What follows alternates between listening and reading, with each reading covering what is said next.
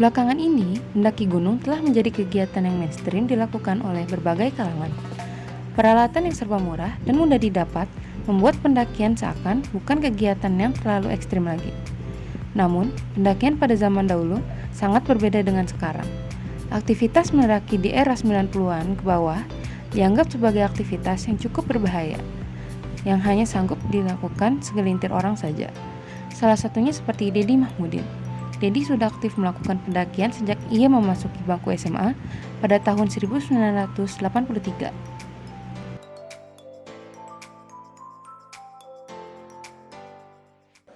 Awal mula ketertarikan saya untuk ikut Mita Alam itu waktu saya masih SMP.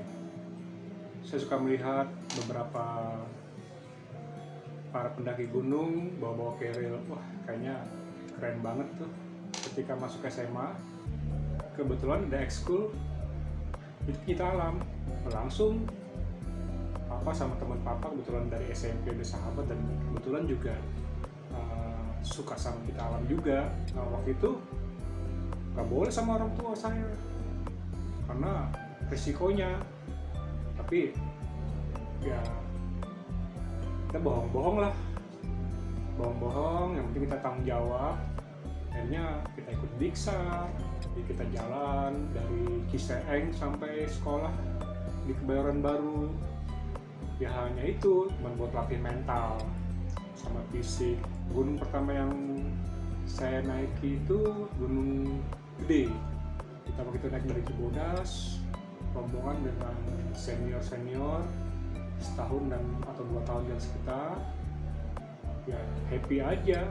Memang waktu naik itu proses paling menjemukan, capek, lelah. Terus akhirnya sampai puncak itu kebanggaan kita, puas gitu. Dan kenapa milik Mita Alam? Ternyata untuk menjadi Mita Alam itu kita akan bisa menemukan kawan-kawan kita yang sebenarnya. Orang dengan kondisi kelelahan, capek, itu sifat aslinya akan muncul, egonya akan muncul. Jadi kelihatan orang yang setia kawan, orang yang kayak teman, orang yang egois, orang yang bokis, itu kan kelihatan. Deddy dan teman-temannya pun juga tidak hanya sekedar mendaki gunung untuk mencari kesenangan semata. Mereka juga mempelajari banyak ilmu seputar alam bebas. Apa itu fungsinya ilmu medan, meliputi adalah navigasi darat, lalu kita belajar survival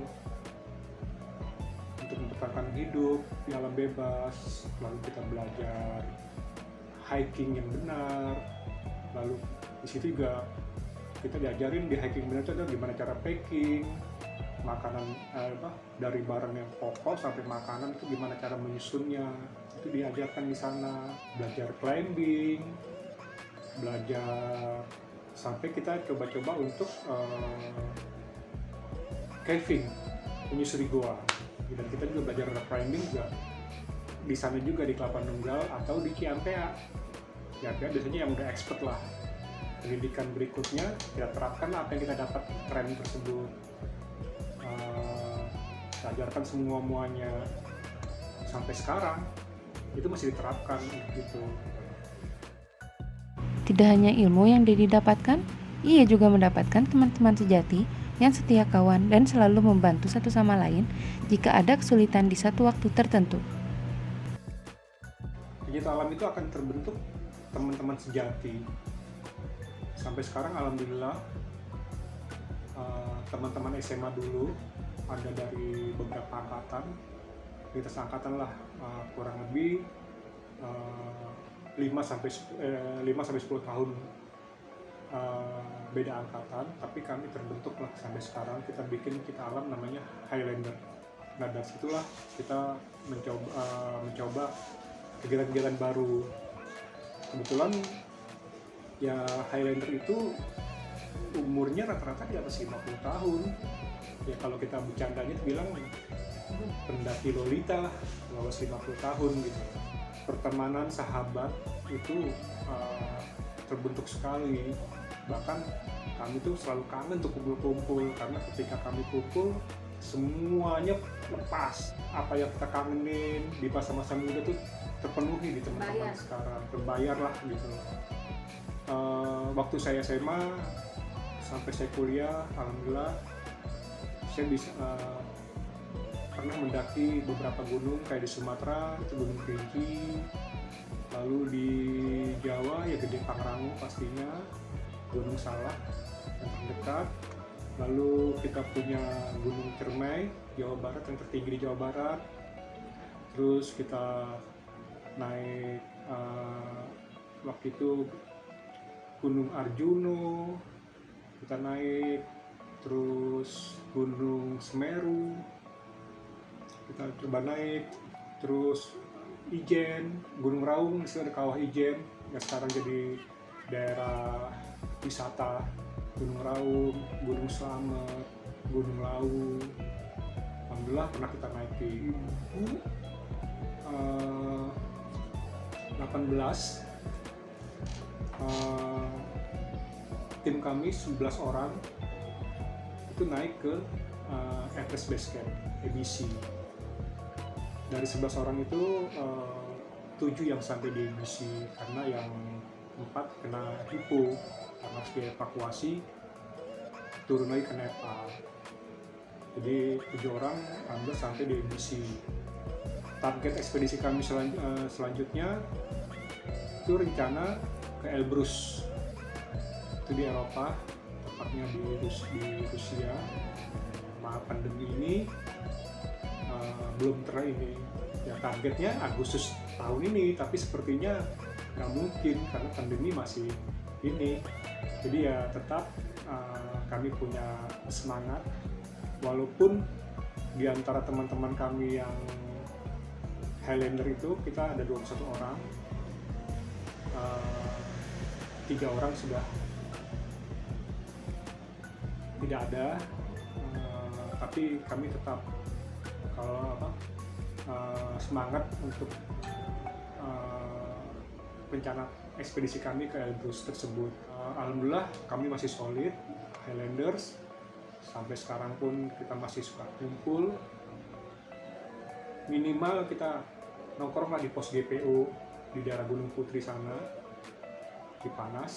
Kita suka nongkrong situ untuk saling mengingat senda gurau atau bikin rencana-rencana ke depannya. Atau ada base camp kami di daerah Sentul. Kita salah satu kawan kami ada yang bikin namanya Highland Resort Cafe. Itulah sebagai wadah kita untuk berkumpul lagi. Dedi dan kawan-kawannya pun juga memberikan ilmu yang mereka ketahui seputar pegiat alam bebas ke beberapa sekolah dan universitas yang berkegiatan di bidang alam.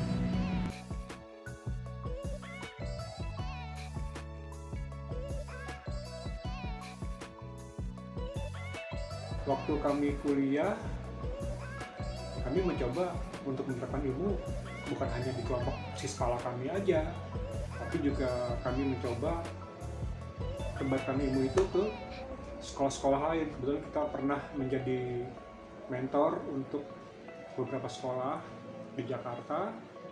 Ada SMA Muhammadiyah, ada SMA 32, ada SMA PSKD Jakarta, lalu ada kampus IC, lalu ada kampus IB, Institut Bisnis Indonesia. Nah, mengajar di sana, menjadi mentor mereka. Dan alhamdulillah yang terakhir kami dengar, mereka menghubungi kami, ternyata mereka lebih hebat. Sampai sekarang kami tetap semangat untuk giat alam ya, karena disitulah kami merasa punya rasa kebanggaan, kebahagiaan. Di alam itu banyak. Mungkin kalau kamu coba pernah naik gunung, memang naik gunung capek, turun capek, tapi sampai di rumah pasti kamu akan kembali lagi untuk cari gunung-gunung lain. Memang beda ya motivasi kami dulu, kita masih muda, naik gunung itu bener-bener pure hobi dan olahraga. Kalau sekarang kan memang ya gara-gara 5 cm kali ya, jadi orang mau update status apa, nggak masalah, itu sebenarnya nggak masalah, tapi tetap mengikuti aturan-aturan atau